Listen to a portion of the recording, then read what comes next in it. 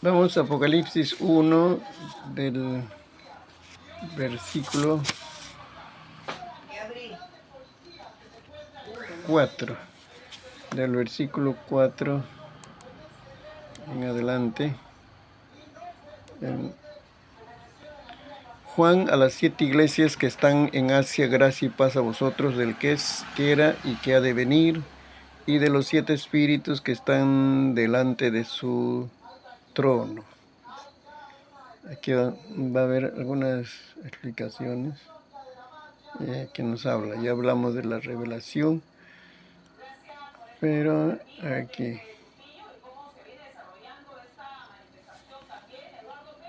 las cosas que deben suceder pronto. El versículo 3 es. El versículo 3, Apocalipsis 1:3. Bienaventurado el que lee y los que oyen las palabras de esta profecía y guardan las cosas que en ellas escritas, porque el tiempo está cerca. Entonces, cuando manifiesta esta revelación, el contenido de este libro ofrece, ¿no?, a los lectores esta promesa. Dice, bienaventurado el que lee. Porque iba, de hecho, iba a convertirse en un libro. Y los que oyen las palabras, es decir, que ese libro iba a ser predicado, enseñado. Entonces los que oyen las palabras de esa profecía y guardan y obedecen las cosas que en ellas están escritas. ¿Cuándo es bienaventurado? Dice, cuando se da cuenta de que el tiempo está cerca. Entonces hace algunos arreglos en relación a su vida. Porque dice, el tiempo está cerca. Ya les he dicho que el Apocalipsis fue escrito con el propósito de consolar. Y como va a consolar con el triunfo del bien, entonces no conviene estar en el equipo de los malos. Los que hacen cosas malas, su final va a ser triste en esta tierra y su eternidad va a ser de sufrimiento. Y por eso es bienaventurado, dice, es feliz, dichoso el que oye o lee y además obedece las advertencias que hay en este libro. De ahí extendemos entonces que en este libro hay 7 bienaventuranzas. El primero ya hemos dicho que es el que lee y oye las palabras. La segunda bienaventuranza dice, de los muertos, los muertos que mueren en el Señor, pero de aquí en adelante, dice. Claro, porque va a describir la persecución, una persecución ya intensa hacia los creyentes, y es ahí donde van a morir muchas personas, como la Biblia muestra, ¿no? Y estos, ¿por qué son bienaventurados? Porque mueren ya habiendo arreglado cuentas con Dios. Ya no les preocupa su destino eterno, porque ya está arreglado ese asunto con Dios, ¿no? Bienaventurado el que vela y guarda sus ropas, el que está alerta, el que está constantemente precavido de las cosas, no se deja sorprender, ¿no? Porque va a haber mucho peligro para su vida física, peligro de muerte, pero también va a haber el peligro de las tentaciones. El pecado se va a desencadenar pues, en la gran tribulación. Y está hablando de santidad aquí. En tercer bienaventuranza está hablando de santidad porque dice guardan sus ropas. Está hablando de las ropas de santidad, vestiduras blancas, describe, ¿no?, en Apocalipsis, todo eso. Él es bienaventurado. Bienaventurado también el cuarto, los llamados a la cena de las bodas del Cordero. Esta es la iglesia ya celebrando su encuentro con el Señor Jesucristo. Y ahí está cerca, está el juicio ante el trono, ante el tribunal de Cristo. Y bienaventurado y santo el que tiene parte en la primera resurrección. esta primera resurrección, ya estudiándolo, sucede en varios eventos, no es en un solo momento, sino todo lo que sucede en varios momentos, y los que son salvos pertenecen a la primera resurrección. Y la segunda resurrección ya es de condenación. Eso sí sucede una sola vez.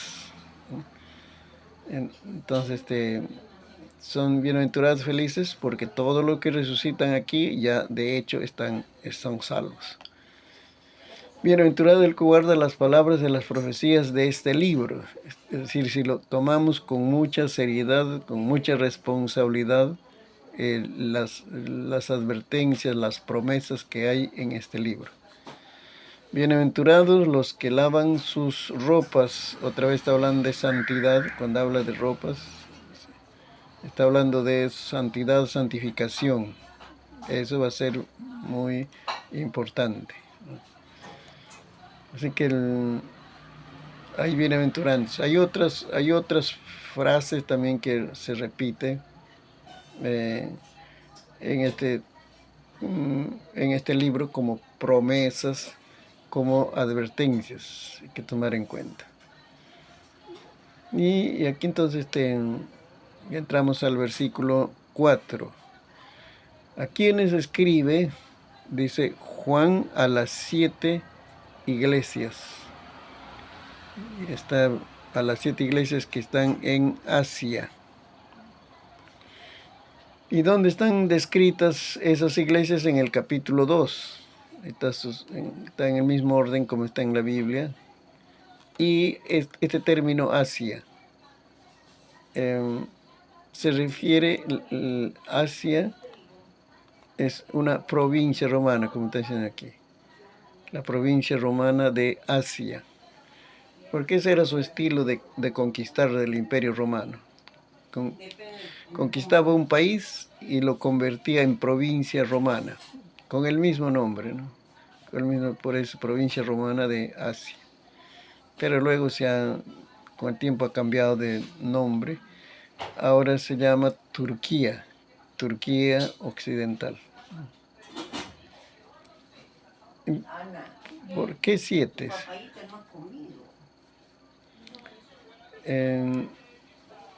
Ahora, aquí el escritor va a dar una interpretación histórica.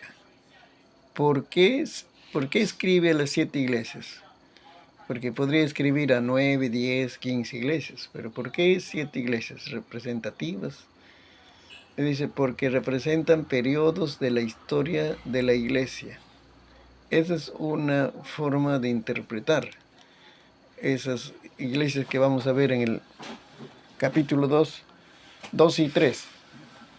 Algunos han dicho que son periodos de la historia de la iglesia, entonces desde la iglesia apostólica hasta la historia que va a desarrollarse hasta la venida de Cristo. Eso está escrito en las 7 iglesias. Entonces hay altibajos en esa historia. Pero también otra forma de verlo es, dice, presentaban condiciones espirituales de la iglesia a través de los siglos. También está hablando como historia, a través de los siglos está hablando como historia. Y la otra forma de interpretar es solamente viéndole como condiciones espirituales de la iglesia. No ya vamos a ir en la historia, sino en la actualidad. Esas 7 condiciones hay. Siempre hubo esas 7 condiciones espirituales. O sea, hay iglesias fervientes, como hay iglesias también donde se ha perdido la espiritualidad. Esta es una forma de interpretar. Pero de una u otra manera hay lecciones para la vida cristiana al hablar de estas 7 iglesias, ¿no? Por ejemplo, en Éfeso es una de las iglesias que se menciona ahí. en donde el apóstol Pablo trabajó en un buen tiempo. Creo que fue la iglesia donde se quedó más tiempo. Algunos calculan 3 años y medio, otros 3 años, que se quedó. Recuerde que él era misionero, él era plantador de iglesias, y por eso no se quedaba en un lugar ya como si 15, 20, 25 años, sino que le gustaba ir a Campo Blancos. En el versículo 3, 4, 4 y 5 va a hablar de en, en el saludo está incluido la Trinidad. Ahí está la Trinidad. No lo dicen en los términos de Padre, Hijo, Espíritu Santo, algo así, sino que en el versículo 4 está el Padre, del que es y que era y que ha de venir. Esa expresión es acerca del Padre. En la salutación está. Luego, y de los 7 espíritus es el Espíritu Santo. Pero como habla de 7 espíritus, lo que han puesto es que significa el Espíritu Santo en su plenitud. De ellos sale el saludo. Luego dice 5 ya, y de Jesucristo, el testigo fiel. Entonces hay una salutación a las iglesias de parte de la Trinidad. Y de Jesucristo, ya después del saludo, presenta a Jesucristo, al que nos lavó de nuestros pecados con su sangre. Nos amó y nos lavó de nuestros pecados con su sangre. Es decir, ahí está hablando ya de su obra salvadora. No solo nos amó, nos salvó ya, nos salvó porque Él es Dios y puede salvar o puede condenar a la eterna perdición, ¿no? Sino que la razón de amarnos y salvarnos, el limpiar nuestra vida de toda maldad, es por la muerte expiatoria de Cristo en la cruz del Calvario. Y nos hizo reyes sacerdotes para Dios su Padre. 6.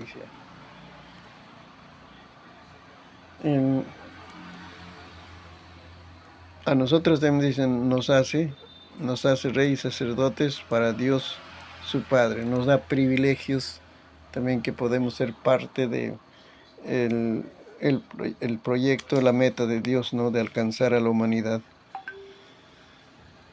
Y el versículo 7 sigue hablando ahora de como anunciando la venida de Jesucristo, la venida de Cristo en gloria.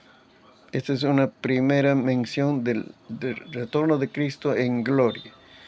Dice el versículo 7, he aquí que viene con las nubes y todo ojo lo verá. Todo ojo lo verá. Eso se refiere a la segunda venida, la segunda fase, la venida de Cristo con poder. Le mirarán, dice, verán los que le traspasaron, y todos los linajes de la tierra harán lamentación por él.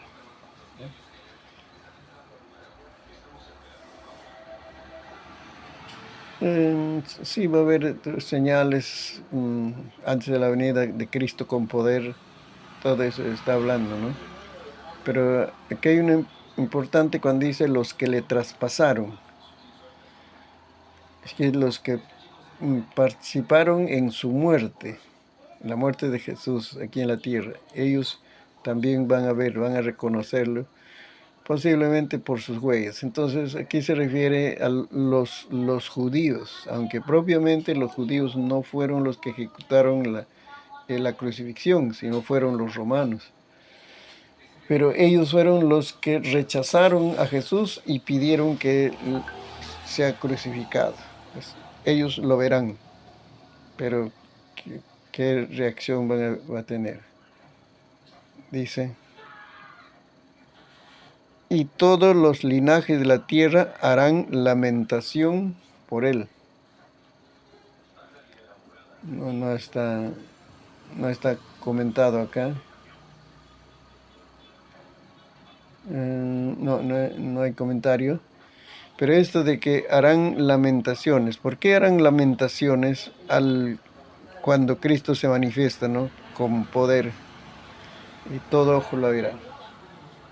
Lamentaciones es un motivo de miedo, de desesperación, tristeza. Lamentación no podemos decir que es un recibimiento gozoso, oh, mi Cristo viene, algo así, sino es más bien todo lo contrario.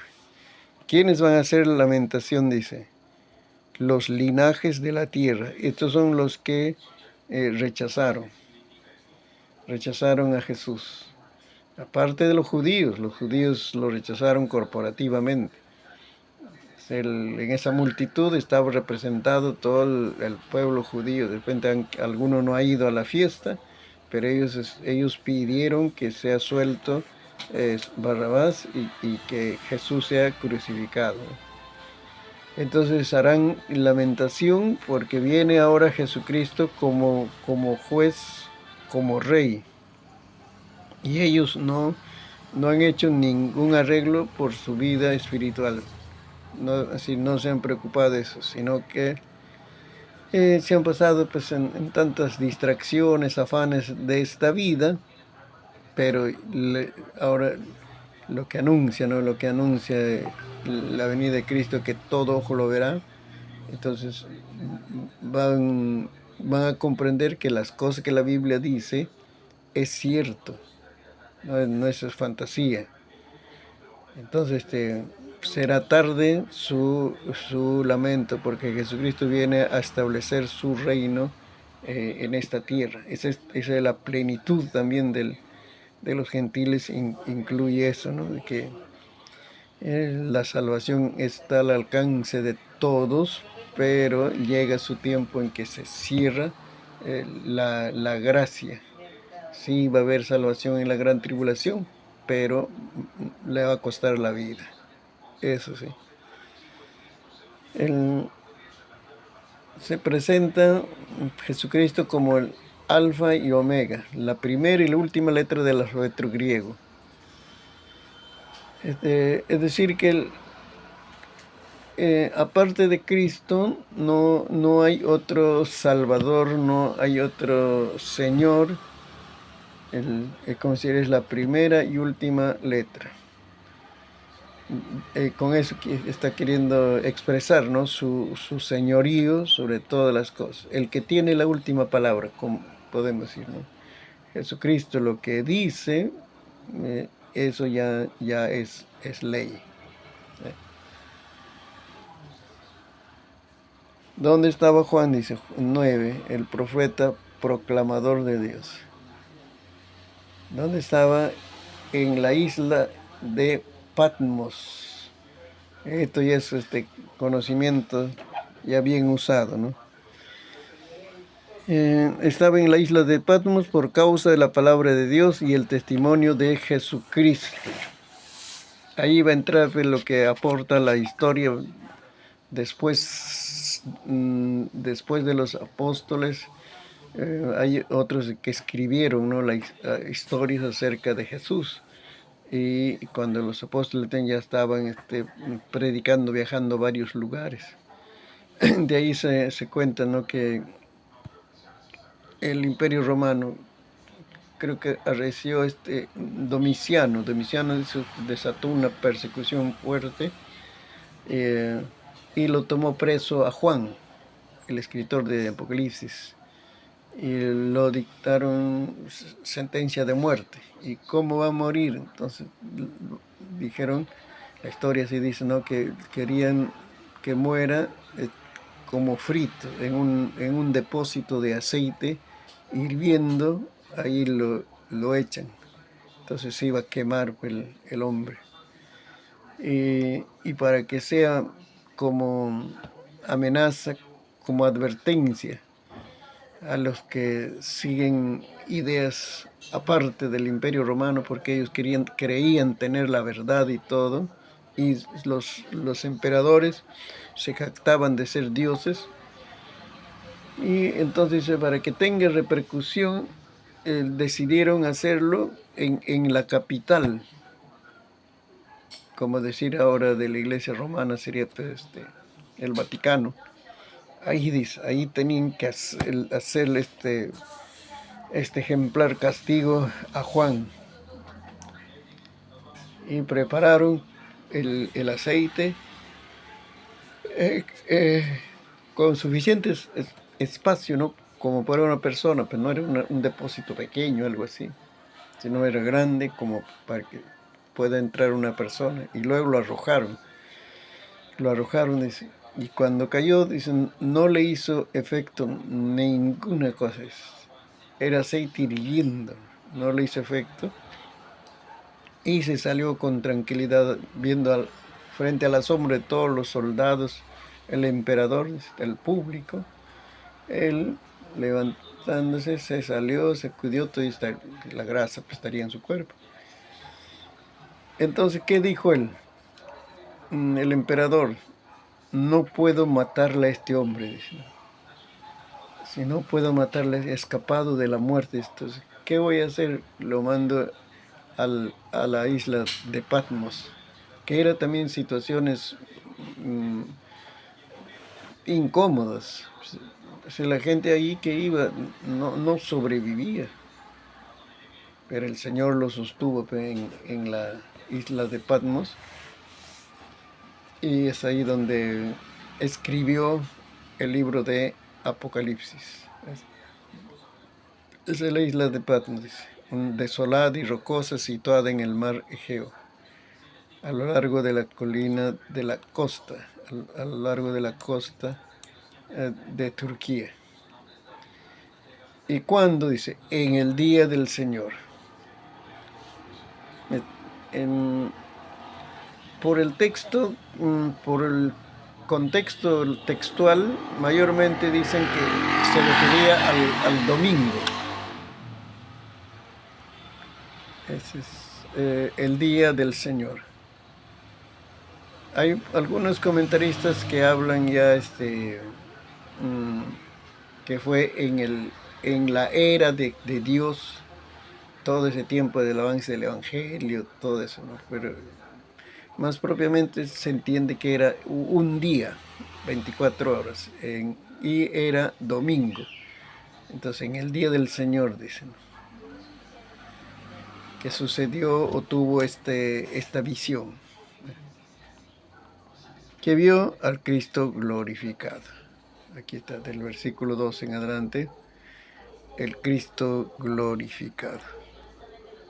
¿Cómo lo describe? ¿Qué decía? El Cristo glorificado, que decía, yo soy el alfa y el omega, el primero y el último. Escribe en un libro lo que veas y envíalo a las 7 iglesias que están en Asia. ¿Ve?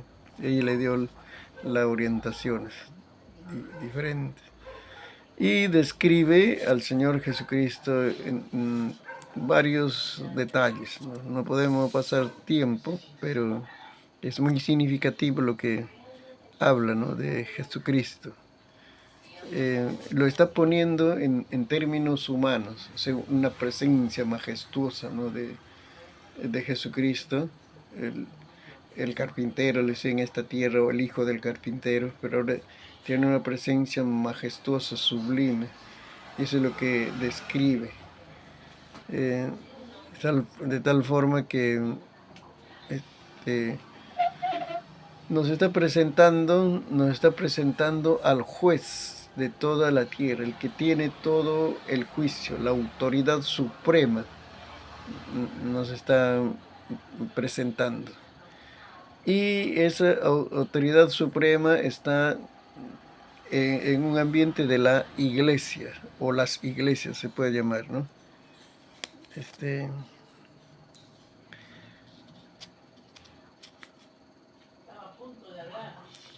Juan tuvo a ver, vi los...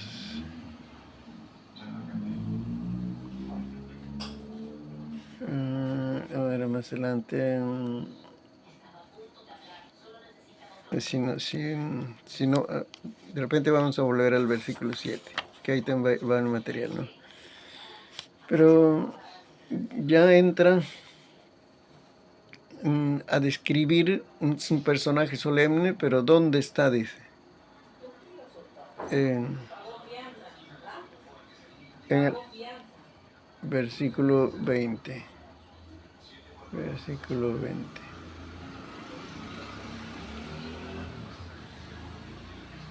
17, 18, el efecto, el efecto de esa visión del Cristo glorificado, que Juan se quedó asombrado, dice, cuando le vi caí como muerto a sus pies y él puso su diestra sobre mí diciéndome, no temas, yo soy el primero y el último. Sigue describiendo al Cristo glorificado, pero aquí ya vamos viendo dónde estaba Jesús, dice, en la iglesia, en honor a su promesa, donde están 2 o 3 congregados en mi nombre, allí yo estaré en medio de ellos, allí yo estoy en medio de ellos. Entonces aquí también en esta visión, Jesucristo está en medio de la iglesia. Pero lo presenta a la iglesia. Mira el versículo 20. El versículo 20. El misterio de las 7 estrellas que has visto en mi diestra, a mi mano derecha, y de los 7 candeleros de oro. Las 7 estrellas son los ángeles de las 7 iglesias. Y los 7 candeleros que has visto son las 7 iglesias. Y ahí empieza a describir las iglesias. Que está hablando entonces que el Señor Jesús está en medio de las iglesias ahí, representativas, ¿no? Y entonces a la iglesia, ¿cómo lo llama? Dice candeleros de oro. Candeleros de oro. Y los ángeles, no, las 7 estrellas. Las 7 estrellas son los ángeles de las 7 iglesias. Hay un desarrollo ahí que está dándose, ¿no? Entonces le hace ver candeleros que están ahí. Esas son las iglesias locales. Y los ángeles también, los ángeles son los pastores de las iglesias. Hay un privilegio aquí, se puede decir, ¿no? El Señor Jesús le da esta oportunidad de ver, ¿no? Es el trato de Dios, ¿no? A la iglesia, pero ya vamos viendo que es una iglesia local, luego debe haber un pastor establecido por el Señor. Esos son los ángeles que protegen, cuidan, deben cuidar a la iglesia. Pero es que no, estas iglesias no son sueltas, sino están bajo el gobierno de Cristo. Y ahí es importante, no es que vamos a decir yo soy pastor, yo me hice pastor y desarrollo mi obra, no doy cuenta a nadie. Como decir, hay ingresos económicos, pero no tengo que dar cuenta a nadie. No es eso, sino que el Señor nos ha puesto, dice ahí, para que Él habite en medio de las iglesias. Tiene que haber un reconocimiento de que cada uno tenemos un ministerio aparte, un ministerio, como digo, muy particular, y nos ayuda en alcanzar cierto grupo de personas. Pero para alcanzar a toda una ciudad se necesitan varias iglesias con diferente estilo de trabajo, así como nos desenvolvemos pues, en esta tierra. Entonces, ahí está en medio de todos ellos, en medio de todos ellos, que son diferentes congregaciones, está la presencia del Señor Jesucristo, ¿no? ¿Y cómo es que a los pastores los simbolizan como los ángeles? Ahí también hay varias expresiones que los ángeles podrían ser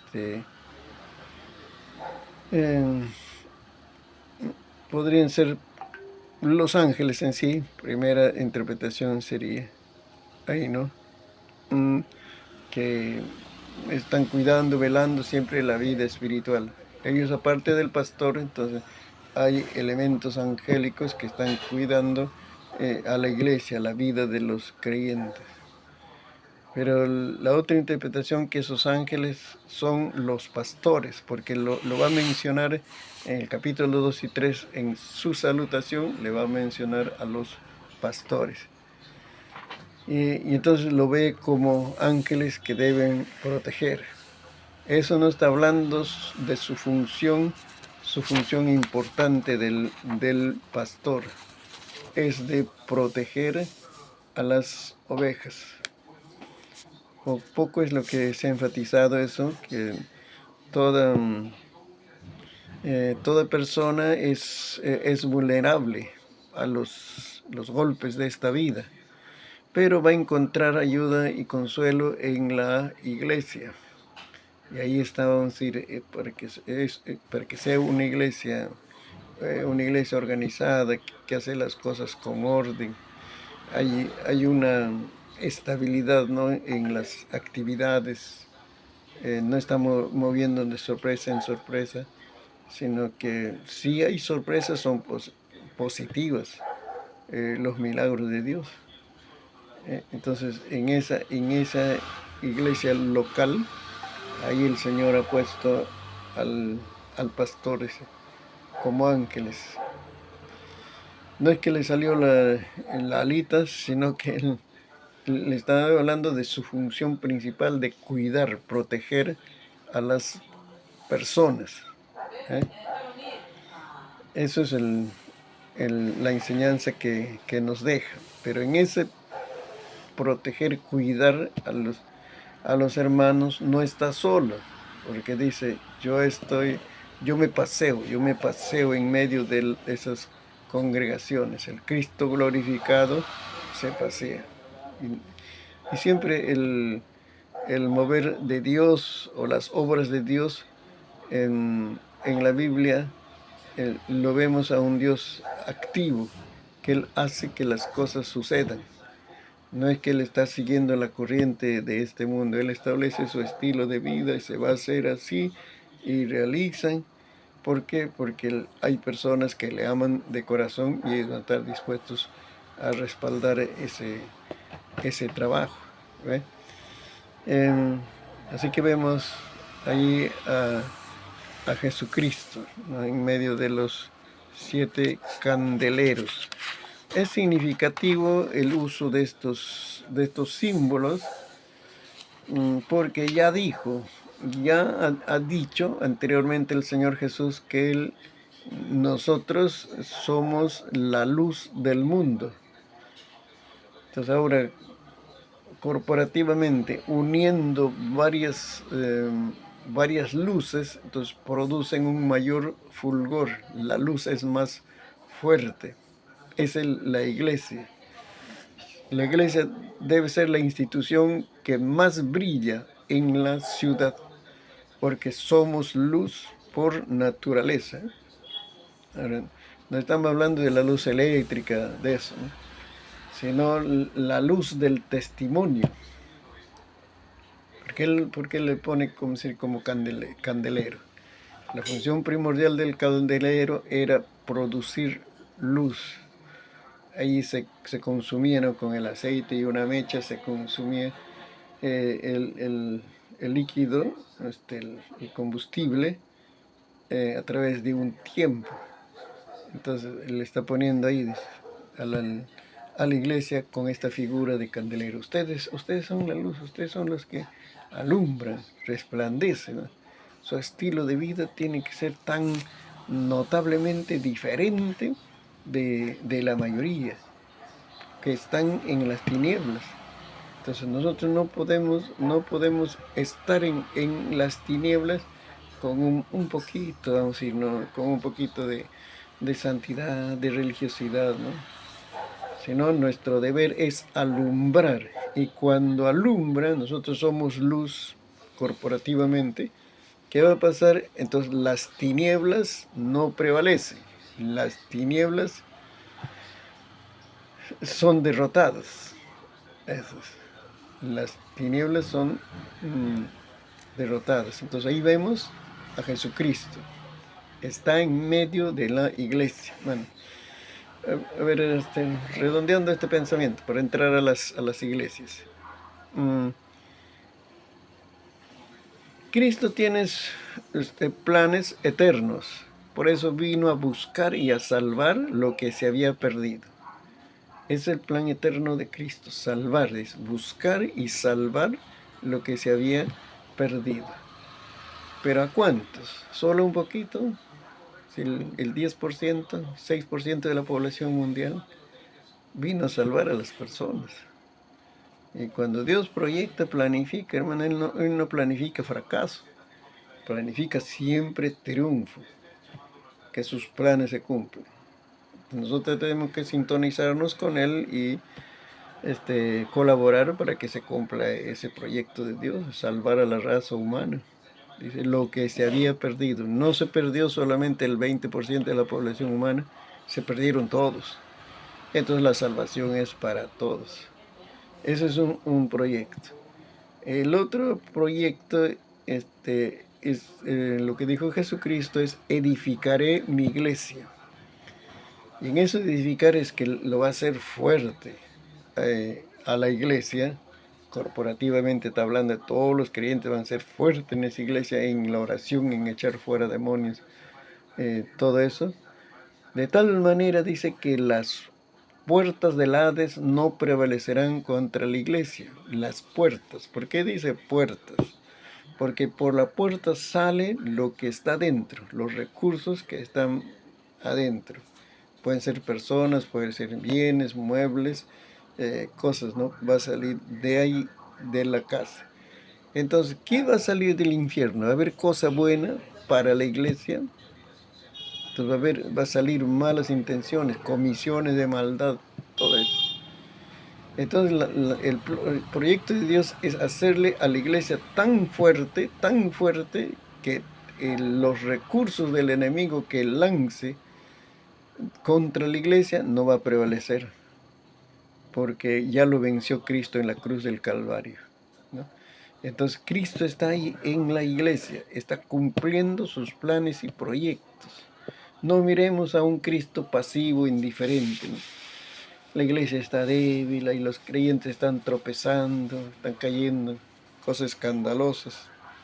Y Cristo está en forma pasiva, mirando a su iglesia,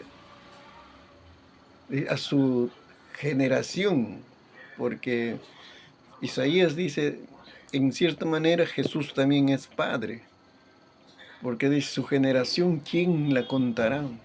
Él que entregó su vida, ¿no? Murió, fue cargado sobre él nuestros pecados, y su generación dice, ¿quién lo contará? Entonces Cristo está ahí con su gente, con su generación, cumpliendo sus propósitos, hacerlo tan fuerte a la iglesia que no va a prevalecer la trampa del pecado.